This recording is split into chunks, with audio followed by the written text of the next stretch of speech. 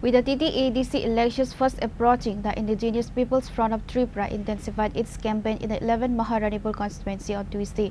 The party organized a strategic courtyard meeting to mobilize its grassroots base and reaffirm its commitment to the Tipraland cause. IPFT long live, long live, long live. IPFT long live, long live, long live. Samedi Bomario Putno, Damario Putno, Damario Bomario Putno, Damario Putno. IPFT long live, long live, long live. Damario Bangu by Pirate, Pirate, Pirate. Damario Putno, Bangu by Pirate, Pirate, Pirate. IPFT long live, long live, long live. IPFT long live, long live, long live. Slam nơi, slam nơi, slam nơi, ra lên slam nơi, slam nơi, slam nơi. Con này đi xong mà bom mari vấp bút rồi này, đam mari vấp bút rồi này. Con này đi xong mà bom mari vấp bút rồi nơi, đam mari vấp bút rồi này. Con này đi xong mà bom mari vấp bút rồi này, đam mari vấp bút rồi này. Con này đi bút băng bút bay rồi đây, bay rồi đây, bay rồi đây. Con này đi băng bút bay rồi gì, bay rồi đây, bay rồi đây. Con này đi đam mari bút băng bút bay rồi đây, bay rồi đây, bay rồi đây. IPFT long live, long live, long live. IPFT long live, long live, long live. IPFTในพานบัตรเคอร์บัตรเคอร์บัตรเคอร์ IPFTในพานบัตรเคอร์บัตรเคอร์บัตรเคอร์ตอนนี้ดิจิทัลมาเรื่องบอมมาริวาบุตรนะดามาริวาบุตรนะตอนนี้ดิจิทัลมาเรื่องบอมมาริวาบุตรนะดามาริวาบุตรนะ IPFT IPFT The meeting was headlined by Sukla Charan Noatia, Cabinet Minister and senior IPFT leader, who joined the constituency candidate to interact directly with the local electorate. His presence is seen as a move to reassure voters of the party's continued relevance and influence within the state government.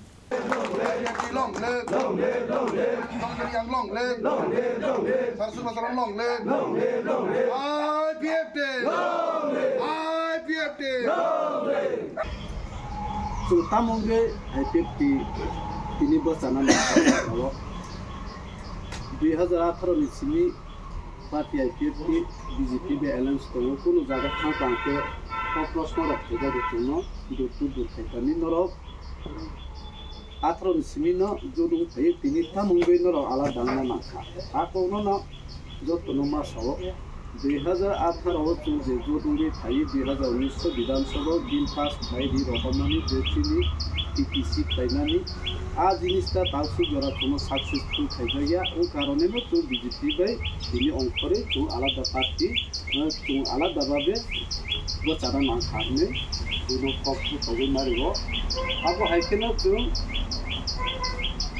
দুই দিন খাইমাবাই 2 দিন থেকে মাত্র 2 দিন থেকে দূর খাইমাকো 2 দিন দূর খাইমানি বিসিংটি সাইমাখা যে নগত হাবুয় Tamo Tipraland, tamo CPM, tamo BJP, joto nogo hatanke, joto na asibat kahamplay tongo, sung local ni candidate maya, uko no joto nogo kasay tongo. Tipraland ta laitame 5 bosor chung iyan komokol ino rinay mani 5 bosor laitangka, laitangka kuno samuklay maliya tabu bo hay no hay, tay alada takar jolani dehu doroni উত্তর দেব মাথায় সত্যি ওঠা আবনো চুরি খাঙ্কে তাই 5 বছর থামুনাই হনে যত সামান বিসিতে ইয়াও বথাঙ্কা নুনাও চুনুনাও থাঙ্গে চুনাই মানে আর যত তিনি সমর্থন মাখা বাহাই মালে ধর্ম খাইমানি বিসিতে পানো আরনি তিনি মন্ডলী দङ কাটলি মন্ডলী আবো বিশ্ব কাটলি মন্ডলী আরো ang sohong waktu terjadi itu baru bermalis halaman di situ di Pramotani Subjunal Chairman di Tuno Sambabai atau ke kedua kau saleka bang libut tujuh kemana orang 100% tujuh tinani langsung terkait.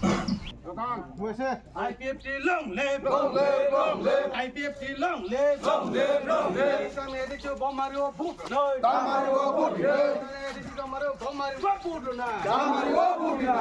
IPFT long live, long live, long live. Damario Bangu by Pirate, Pirate, Pirate. Damario Putno, Bangu by Pirate, Pirate, Pirate. IPFT long live, long live, long live. IPFT long live, long live, long live. Slam nơi, slam nơi, slam nơi, ra lên slam nơi, slam nơi, slam nơi. Con này đi xong mà bom mari vấp bút rồi này, đam mari vấp bút rồi này. Con này đi xong mà bom mari vấp bút rồi nơi, đam mari vấp bút rồi này. Con này đi xong mà bom mari vấp bút rồi này, đam mari vấp bút rồi này. Con này đi bút bang bút bay bay rồi đây con dư riêng nó bang bút bay rồi gì con dư riêng nó Damaru bút bang bút bay rồi đây IPFT long live IPFT long live IPFT nó phan bắt chặt khơ IPFT nó phan bắt chặt khơ cái này đi Damaru bom mari wa bút rồi nè cái này đi Damaru bom mari wa bút rồi IPFT IPFT Pure report, Chini Khorang.